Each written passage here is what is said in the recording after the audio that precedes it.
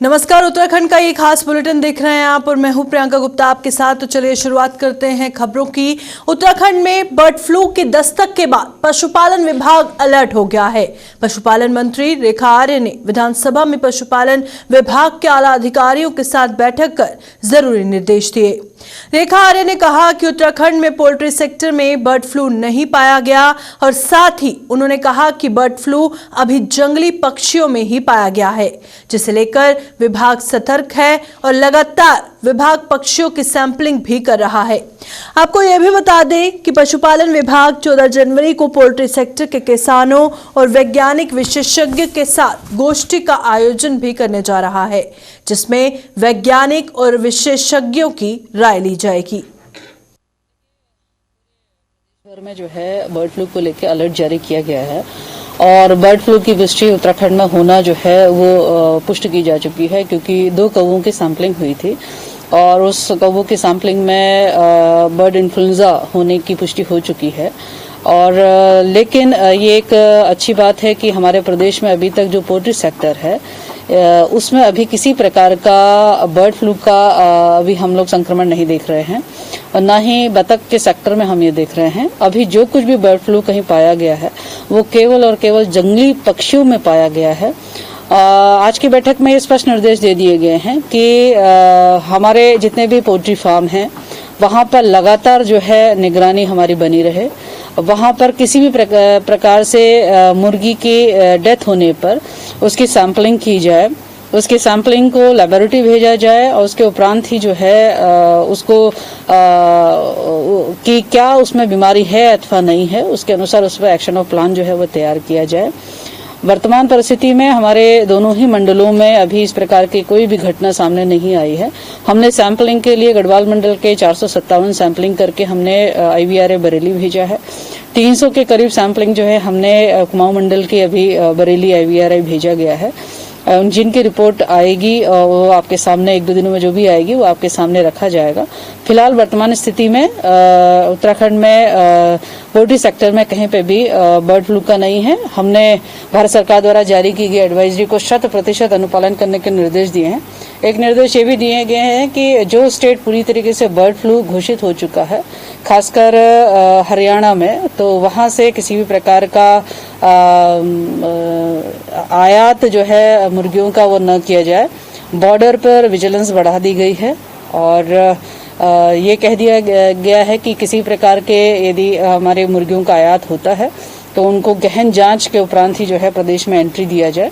तो मैं समझती हूँ सारे एहतियात के निर्देश जो है वो दे दिए गए हैं। हमारी कोशिश है कि उत्तराखंड जो है वो बर्ड फ्लू की चपेट में न आना पाए, पोल्ट्री सेक्टर इसमें प्रभावित ना हो। फिलहाल स्थिति नियंत्रित है।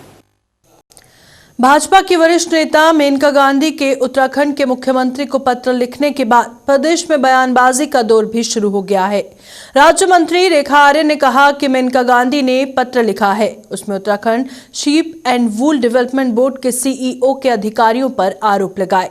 साथ ही उन्होंने कहा कि मेरेना भेड़ों पर भी उन्होंने आपत्ति जताई है और उन्होंने कहा कि जिस पर जल्द ही जांच बिठाई जाएगी।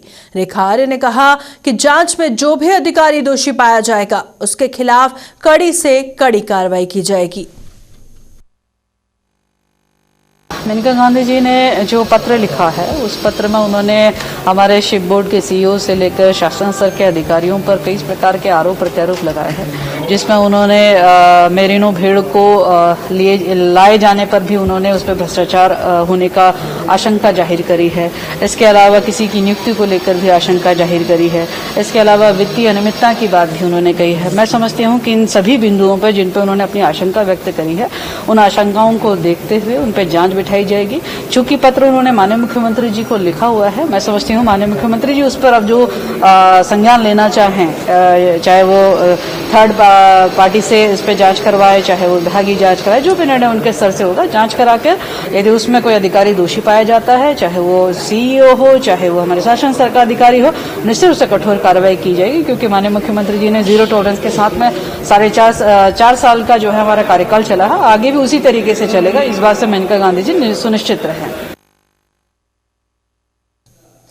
उत्तराखंड आम आदमी पार्टी के प्रदेश अध्यक्ष एसएस कले ने राज्य की त्रिवेंद्र सरकार पर भ्रष्टाचार के आरोप लगाए। दरअसल मेनका गांधी ने उत्तराखंड के मुख्यमंत्री त्रिवेंद्र रावत को एक पत्र भेजा है जिसमें 3000 करोड़ के घोटाले की बात कही है, जिसे लेकर आपने सरकार पर निशाना साधा और एसएस कले ने उत्तराखंड के सीएम त्रिवेंद्र सिंह रावत से इस्तीफे की मांग की। कले ने कहा कि प्रदेश के सीएम ने उत्तराखंड में पूरी भेड़ें मंगवाई हैं, जिससे कि प्रदेश को 3000 करोड़ का नुकसान हुआ, लेकिन अब तक किसी पर भी कोई कार्रवाई नहीं हुई।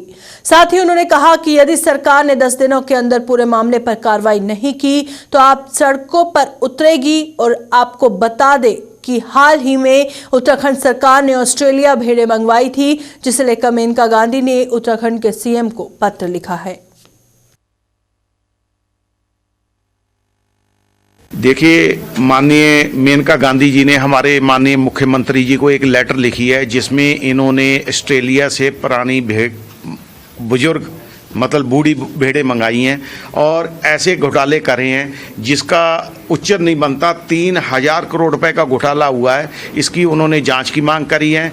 जो उसमें अधिकारी जहाँ कुछ मतलब एक बोर्ड बनाया गया था उसने अपना ही विकास करा है, क्योंकि अच्छी गाड़ी ले ली, अच्छे बंगले ले लिए और गवर्नमेंट का त्रिवेंद्र रावत जी का इनके ऊपर कोई नियंत्रण नहीं है। मेरे को तो लग रहा है मुख्यमंत्री जी को इस्तीफा दे देना चाहिए और इसकी जांच जो है सीबीआई से करवानी चाहिए और जो भी दोषी हैं उत्तराखंड की जनता के पैसे का दुरुपयोग कर रहे हैं उनको जेल में जाना चाहिए, भेजना चाहिए। देखिए, मुख्यमंत्री जी के ऊपर पीछे हाईकोर्ट ने ऑब्जेक्शन लगाया भी इसकी जांच होनी चाहिए और ऐसे जो ये जीरो टॉलरेंस की सरकार कहते हैं बिल्कुल नहीं है और ये भ्रष्टाचारियों की सरकार है। मैं कहता हूँ क्योंकि जो भी जांच में आता है उसको दबा देते हैं मामला और उसको आगे बढ़ जाते हैं और किसी भी हालत में उत्तराखंड की जनता का दिए हुए टैक्स का पैसे का जो गलत इस्तेमाल कर रहे हैं हम होने नहीं देंगे। उत्तराखंड के विधानसभा चुनावों में मुख्यमंत्री के चेहरे को लेकर हरीश रावत का जो सोशल मीडिया पर जो बयान आया है उसको लेकर राजनीति गर्मा गई है। हरीश रावत ने सोशल मीडिया के जरिए कांग्रेस प्रदेश प्रभारी देवेंद्र यादव को लिखा कि 2022 में कांग्रेस के मुख्यमंत्री चेहरे पर स्थिति स्पष्ट करें और हरीश रावत ने कहा कि चुनावी रण का सेनापति घोषित कर देना चाहिए। अब इसी मामले पर हरीश रावत ने कहा कि जो लगातार असमंजस चल रहा था उसको मैंने हटा दिया है। हरीश रावत ने कहा कि जिस भी व्यक्ति को पार्टी आगे करेगी उसके साथ मैं चलूंगा और पार्टी के लिए काम भी करूंगा। भाजपा के 2-3 लोगों ने और भाजपा की तरफ से कहा गया, जो प्रवक्ता कोई कहता है तो भाजपा की तरफ से कहता है और कई लोग कह चुके हैं, निरंतर कहते हैं कि 2017 में क्या हुआ, कोई कहता है ये हुआ वो हुआ। तो मैंने क्लियर कर दिया कि मैं हारा मगर मैंने उत्तराखंड जिताया और जो लोग जीते वो लोग अब उत्तराखंड को आगे बढ़ाएं, लेकर के चले। बहुत सारे कार्यकर्ता जो हैं मैं देखता हूँ, लोग जिनकी निष्ठाएं, जिन्होंने केवल कांग्रेस देखी, आज वो भी जो हैं किसी न किसी तरीके से अलग कर दिए गए हैं, हटा दिए गए हैं, निष्कासित कर दिए गए हैं, जिनके खून में कांग्रेस थी। और मैं ये भी देख रहा हूँ कि अध्यक्ष अब मुझको खुद हर बार ये कहना पड़ता है कि भाई मैं एकांगी कार्यक्रम है। मैं हर कांग्रेसमैन से कहता हूँ कि मुझसे जैसा दूर रहो। तो ये स्थितियाँ जो है इसलिए पैदा होती हैं जब इस तरीके की अस्पष्टता होती है। मैंने अपनी तरफ से वो अस्पष्टता सारी खत्म। और अब बात करेंगे पर्यटन नगरी मसूरी की, क्योंकि मसूरी में पूर्व में दिए गए हाईकोर्ट के निर्देश के बाद किताबघर स्थित बस स्टैंड के समीप सिफन कोर्ट को खाली करने के बाद सिफन कोर्ट निवासियों ने मसूरी के सिफन कोर्ट में फिर से सांकेतिक धरना कर पालिका प्रशासन और मसूरी विधायक के खिलाफ जमकर नारेबाजी की। इसी दौरान सिफन कोर्ट निवासियों ने पुलिस के साथ अभद्रता भी की। और आपको ये भी बताते चले कि उत्तराखंड सरकार की महत्वपूर्ण योजना देहरादून से मसूरी के लिए रोपवे ट्रॉली लगाने की है और जिसमें हाईकोर्ट के आदेश पर प्रशासन ने सिफन कोर्ट में अवैध रूप से रह रहे लोगों को पुलिस बल द्वारा 24 सितंबर को हटाया था, जिसमें वहां रह रहे लोगों को 15 दिन के अंदर विस्थापित करने की बात कही गई थी। लेकिन अभी तक कुछ परिवार ऐसे हैं जिन्हें आज भी विस्थापित नहीं किया गया, जिससे कुछ परिवार हवा घर में रहने को मजबूर हैं। ट्रॉली का सबसे पहले स्वागत करते हैं। हम सरकार से जो है कोई हमारा विवाद नहीं था। हमारा जो विधायक गणेश जोशी जो है यहाँ पर जो है इन्होंने प्रोजेक्ट लगाने के चक्कर में इन्होंने अपने अपने चक्कर में कर रहे हैं, गरीबों को हटा रहे हैं। कोरोना काल में बोल ऊपर से बोल रहे हैं कोरोना काल है। हम लोगों को यहाँ से जो है 84 परिवारों को हमको कोई न्याय नहीं मिला है। हमको सड़क में आज हमको हवा घर पे रह रहे हैं। तो ये मांगना चाहते हमको छत दे दो, छत दे दो। हमने यहाँ पर पूरी जिंदगी कमाई लगा रखी है। जोशी यहाँ पर खुद ऐसा विधायक हमने पहली बार देखा है जो अपने सामने जो है अपना घर तोड़ रहा है। उनका हम घर था, उनके घर थे, ये गरीबों का शोषण करा उन लोगों ने और हमारे ऊपर बहुत अत्याचार हो रहा है। हमने इसलिए कराया काम बंद। हमने बोला उनके लिए कि भाई हमारी व्यवस्था करो, हमारी कहीं व्यवस्था नहीं हुई है। हम हवा घर पे हैं, हम हवा घर पर हमें मालूम होगा कि हम कैसे हालत में रह रहे हैं, वो हमें पता होगा भूखा प्यासा कैसे चल रहे हैं वहाँ पे। पर हमने उनके लिए ये बोला काम वालों के लिए कि भाई हमारी व्यवस्था कराओ, अपना काम जारी रखो। और हम जब तक हमारी व्यवस्था नहीं हुई तब तक हम गेट को नहीं लगने देंगे।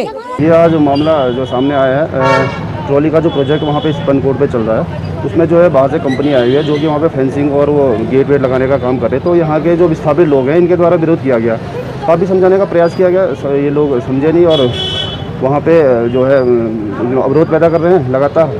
और कंपनी की तरफ से अगर कोई तहरीर आती तो इन लोगों के खिलाफ मुकदमा कायम किया जाएगा। फिलहाल अभी तक कोई तहरीर आई नहीं है। अभी कंपनी की तरफ से कोई तहरीर नहीं आई। वहीं मसूरी में कोरोना वॉरियर्स को सम्मानित करने के लिए कार्यक्रम में पहुंचे कांग्रेस प्रदेश अध्यक्ष प्रीतम सिंह भी सिफनकोट वासियों के साथ झूलाघर स्थित शहीद स्थल पर धरने पर बैठे और बेघर हुए लोगों को आश्वस्त किया कि वे इस संबंध में अपने स्तर से आवाज उठाएंगे।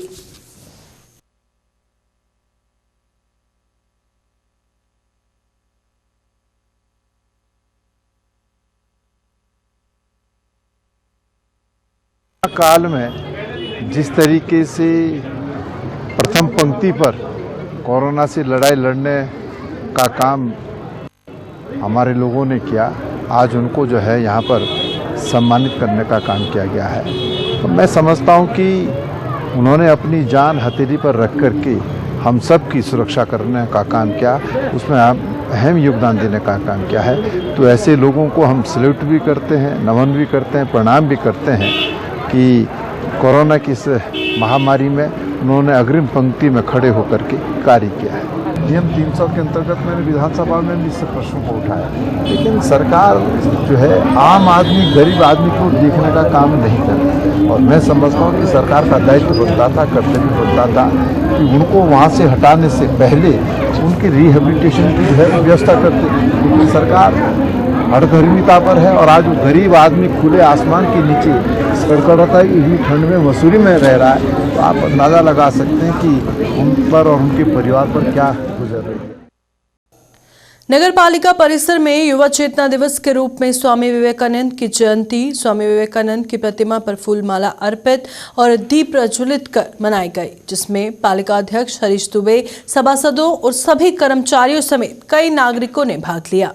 जयंती के अवसर पर पालिका अध्यक्ष हरीश दुबे ने कहा कि युवाओं और छात्रों के प्रेरणा स्रोत रहे स्वामी विवेकानंद, जिन्होंने विदेश की धरती पर सर्वप्रथम भारत की संस्कृति का गुणगान किया था। उन्होंने बताया कि स्वामी विवेकानंद जी ने कहा था, उठो, जागो और तब तक नहीं रुको जब तक कि लक्ष्य की प्राप्ति नहीं हो जाए। उन्होंने सभी युवाओं और छात्रों को स्वामी विवेकानंद द्वारा बताए गए रास्ते पर चलने का आह्वान किया। विवेकानंद जी की जयंती नगर पालिका परिसर में सभी समस्त हमारे सभासद हैं, हमारे सारे कर्मचारीगण हैं, सभी लोगों ने हमने विवेकानंद जी की जयंती मनाई है। जैसा कि आपको पता है, विवेकानंद जी ने कहा, उठो, जागो और तब तक रुको नहीं जब तक कि लक्ष्य की प्राप्ति ना हो। हमारा नगर पालिका परिसर, नगर पालिका के समस्त कर्मचारी, मैं चेयरमैन, हमारे ईओ, सभी लोग आज हम यह प्रण लेते हैं कि हम भी जब तक हमारे सितारगंज के विकास का जो लक्ष्य का हम लोगों ने संकल्प लिया है वो पूरा नहीं हो जाता है, तब तक हम जो है रुकेंगे नहीं। और विकास के लिए हमारी नगर पालिका के पूरे समस्त कर्मचारी और हम चेयरमैन और सभासद सभी लोग लक्ष्य की प्राप्ति की ओर, विकास की ओर सितारगंज को ले जाएंगे। झबरेड़ा विधायक देशराज करनवाल द्वारा गाली गलौज देते और अपशब्द बोलते वायरल हुए ऑडियो पर विधायक देशराज करनवाल ने खेद व्यक्त किया। उन्होंने कहा कि किसानों की समस्या को लेकर मेलाधिकारी को उन्होंने फोन किया था, लेकिन मेलाधिकारी ने उन्हें पहचानने से इनकार कर दिया। साथ ही साथ उन्हें उकसाया और तब आवेश में आकर उनके मुंह से अपशब्द निकल गए, जिसके लिए वो खेद व्यक्त करते हैं। इससे पहले सोमवार को विधायक ने ऑडियो में एडिटिंग होने की भी बात कही थी। सरकार का आभार प्रकट करता हूं कि पिछले साल की जो बकाया थी वो पूरी दे दी गई है, लेकिन वो खातों में नहीं पहुंची थी। तो कुछ किसान लोग मेरे पास आए थे। किसान लोगों ने मुझे कहा कि अभी हमारे खाते में पैसे नहीं पहुंचे। तो मैंने शर्मा जी जो जीएम है वहाँ के, उनसे बात करनी चाहिए, वो मीटिंग में थे, नहीं फ़ोन उठा पाए। तो फिर किसानों ने मुझे दूसरा नंबर दिया, गुप्ता जी का जो एजीएम है, तो उनसे बात करनी चाहिए। तो किसानों की बात में उन्होंने कहा कि मैं विधायक जी को नहीं जानता, मैं बात नहीं करता। फिर मेरे पीएस ने बात की, तो उनसे भी उन्होंने बात करना गवारा नहीं समझा। तो किसान लोग बैठे हुए थे, आधा घंटा हो चुका था। तो मैंने फिर स्वयं बात की, तो उन्होंने मुझे भी कहा कि मैं आपको नहीं जानता। तो फिर मेरे मुंह से जो बात निकली, तो वो मेरे जो शब्द थे वो उन शब्दों का चयन मेरे से गलत हुआ, और मैंने उनसे बात की। तो मुझे भी उन्होंने एक तरह से आक्रोशित किया, उकसाया। तो तब जा कर के मैंने वो बात की। उसके लिए मैं खेद प्रकट करता हूँ। ऑडियो से वाकिफ है वो क्यों जानबूझ के उकसा रहे हैं मुझे कि मैं जानता नहीं आपको, मैं जानता नहीं आपको। तो ये और जब किसान लोग सामने बैठे हों और मैं किसी से बात कर रहा हूँ, मैं उनका चुना हुआ प्रतिनिधि हूँ, उनका सेवक हूँ। अगर उनके सेवक के साथ ऐसा कोई अधिकारी बात करेगा तो स्वाभाविक रूप से गुस्सा आएगा। विधायक जी, बात की गई थी आपके द्वारा, कल एक बयान दिया गया था कि ऑडियो एडिट की गई है, और आज आप इसे स्वीकार रहे हैं, तो क्या कहेंगे? नहीं, देखिए, कल जो मुझे कल मैंने भी ऑडियो देखी नहीं थी, तब पत्रकार बंधुओं के मेरे पास फ़ोन आए, तो मैंने कहा कि मुझे नहीं लगता कि वो मेरी ऑडियो होगी, मैं इस तरह की भाषा का प्रयोग मैंने किया होगा। धर्मनगरी हरिद्वार में होने वाले कुंभ मेला 2021 को लेकर उत्तराखंड सरकार युद्ध स्तर की तैयारियों में जुटी है। कुंभ को लेकर जूना अखाड़ा, आह्वान अखाड़ा तथा अग्नि अखाड़ा के पदाधिकारियों ने अखिल भारतीय अखाड़ा परिषद के राष्ट्र महामंत्री श्री महंत हरिगिरी के साथ विचार विमर्श कर नगर प्रवेश, भूमि पूजन, धर्मध्वजा और पेशवाई की तिथियां घोषित कर दी हैं। वहीं धर्मनगरी हरिद्वार में स्वास्थ्य व्यवस्थाओं को बेहतर और विस्तार देने की कवायद में स्वास्थ्य महकमा जुटा हुआ है और कोविड के चलते हरिद्वार कुंभ में बेहतर और त्वरित स्वास्थ्य सेवाओं को लेकर स्वास्थ्य विभाग ने अस्पताल के निर्माण से लेकर तमाम जरूरी तैयारियां लगभग पूरी कर ली हैं। स्वास्थ्य विभाग डॉक्टर अमिता उप्रेती ने कहा कि कुंभ शुरू होने से पहले सभी व्यवस्थाएं दुरुस्त हो जाएंगी। हरिद्वार के महाकुंभ को लेकर भी साइड बाय साइड पूरी तैयारी है, और वो बिल्कुल चरणबद्ध तरीके से हो रही हैं, जिसमें हॉस्पिटल्स भी बनने हैं, कोविड सीसीसी भी होने हैं, और साथ में अब वैक्सीन आ गई है तो उसको भी रखना है, और वो सब रखते हुए हमारी तैयारी पूरी तरह से तैयार हो। कोरोना काल से हताश हरिद्वार के व्यापारियों को कुंभ 2021 से काफी उम्मीदें थी, लेकिन सरकार की ओर से कुंभ का नोटिफिकेशन न किए जाने से हरिद्वार का व्यापारी नाराज है। अपनी नाराजगी व्यक्त करते हुए हरिद्वार का व्यापारी 14 जनवरी मकर संक्रांति को शाही यात्रा निकालकर हर की पौड़ी पर स्नान करेंगे। हरिद्वार में प्रेस क्लब में प्रेस वार्ता करते हुए प्रदेश व्यापार मंडल उत्तराखंड के अध्यक्ष संजीव चौधरी ने पत्रकार वार्ता करते हुए कहा कि ये बड़ा ही दुर्भाग्यपूर्ण है कि आजादी के बाद से कुंभ के लिए जनवरी माह में ही नोटिफिकेशन होता चला आया है। इतिहास में ये पहली बार है जब प्रदेश सरकार ने अभी तक नोटिफिकेशन नहीं जारी किया, और इस बार हरिद्वार का व्यापारी शाही यात्रा निकालकर गंगा स्नान करेंगे ताकि देश विदेश के लोगों को पता चल सके कि धर्म नगरी में कुंभ प्रारंभ हो गया है। ये कुंभ हमेशा से 1 जनवरी को सरकार द्वारा नोटिफिकेशन किया जाता था। इस बार सरकार ने अभी तक नोटिफिकेशन नहीं किया है, और सरकार अभी भी ये कह रही कि मार्च में करेंगे, लेकिन उसकी भी अभी कोई सीमा नहीं बताई जा रही, कोई डेट तय नहीं है, डेडलाइन अभी कोई तय नहीं की है उन्होंने। तो हमने कहा है कि अक्टूबर 2020 से आज तक व्यापार टूटा हुआ है हरिद्वार का। कोरोना, सीजन ऑफ, कावड़, सारी यात्राएं फेल हुई, सारी यात्राओं पर प्रतिबंध लगा दिए, छोटे छोटे स्थानों पर भी सीमाएं सील की गई हैं। अब सरकार द्वारा नोटिफिकेशन ना जारी करना व्यापारियों की आर्थिक स्थिति को बहुत डामाडोल करने वाला है, जो कि पहले से ही टूटी हुई है। देश में चुनाव होते हैं, देश में रैलियां होती है। हरिद्वार में जब किसी पार्टी के बड़े नेता, राष्ट्रीय नेता आते हैं तो हजारों लाखों लोगों की भीड़ हो जाती है।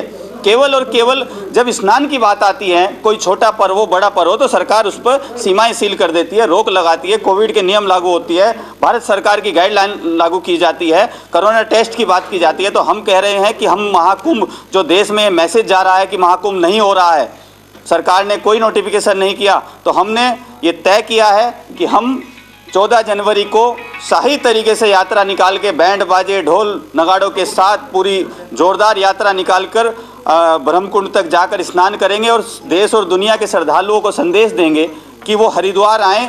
कुंभ शुरू हो चुका है, मेला खुला हुआ है, आपका स्वागत है। और हरिद्वार का जो टूटा हुआ जो बाजार है, जो व्यापारी आज EMI, किराए, मकान, दुकान और बिजली के बिल, पानी के बिल, मोटे मोटे लोन की किस्तें हो गई हैं, उसमें भी हमें आराम मिले और देश और दुनिया के लोगों को श्रद्धा का ये पर्व मनाने का अवसर प्राप्त हो। रुड़की भारतीय किसान यूनियन टिकैत 21 जनवरी को देहरादून में मुख्यमंत्री आवास का घेराव करेगा और साथ ही दिल्ली किसान आंदोलन में भी क्षेत्र के किसान अपनी भागीदारी करेंगे। इस संबंध में पदाधिकारियों ने बैठक कर इसकी रणनीति तैयार की और रुड़की के प्रशासनिक भवन में आयोजित बैठक में प्रदेश अध्यक्ष पदम सिंह रोड ने कहा कि 21 जनवरी को देहरादून में किसान मुख्यमंत्री आवास का घेराव करेंगे और किसानों के नेता पदम सिंह रोड ने बीजेपी पर हमला बोलते हुए कहा कि ये सरकार किसान विरोधी है और अब की बार किसान इस सरकार को उखाड़ फेंकने का काम करेगा।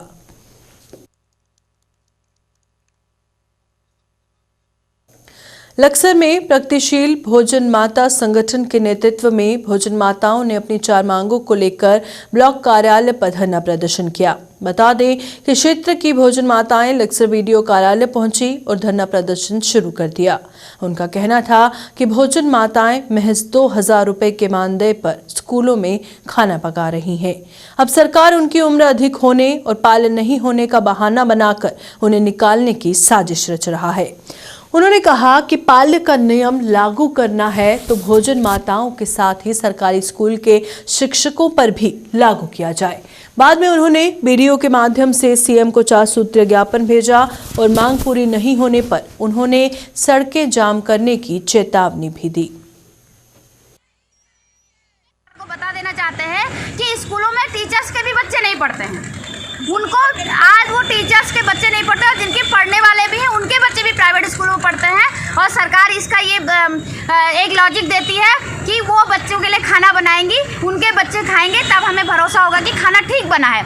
तो हम सरकार से ये कहना चाहते हैं कि सरकारी स्कूल में जो टीचर्स हैं उनके बच्चे भी वहाँ पढ़ेंगे, तब हम भरोसा करेंगे कि टीचर अच्छा पढ़ा रहे हैं। तो ये बिल्कुल खराब बात है, हम इसका विरोध करते हैं। सब लोग आज़ाद हैं, अपने बच्चों को कहीं भी पढ़ाएं, अपने बच्चों को किसी भी स्कूल में पढ़ाएं और किसी भी सेक्टर में नौकरी कर सकते हैं। ये बच्चे होने के बाद नौकरी पर रखा जाएगा, इसका हम विरोध करते हैं। उत्तराखंड के इस बुलेटिन में फिलहाल इतना ही। देश और दुनिया की तमाम खबरों के लिए बने रहिए G24/7 न्यूज के साथ।